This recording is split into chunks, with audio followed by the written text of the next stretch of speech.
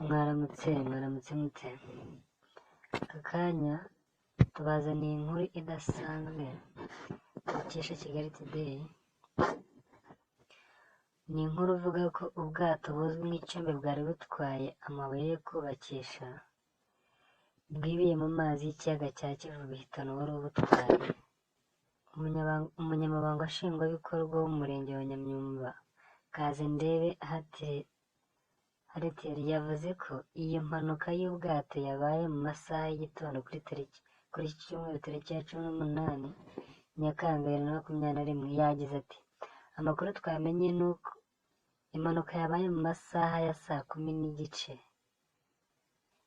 Ubwato bwari butwawe n'umusaza Ndayisaba Bernard ari kumwe n'umuhungu we, bwari bupakiye amabuye yo kubaka azwi nk'amapave, buyakuye mu kagari ka Musoro mu murenge wa Nyamyumba buyajyana i Kinunu muri Rutsiro. Mu minota 30 bumaze guhaguruka ngo bwahuye n'umuhengeri wo hasi buhita bwiyubika.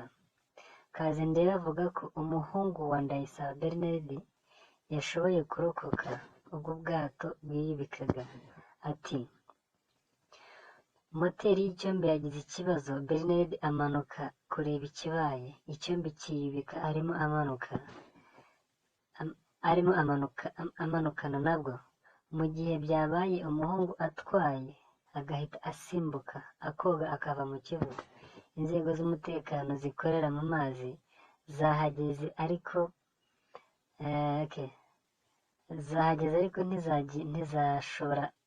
ntizashobora guhita zizamura icyombe cyangwa Bernard wajyanywe n'icyo cyombe, kuko bivugwa ko bwamanutse hasi kure bigoranye kubuzamura."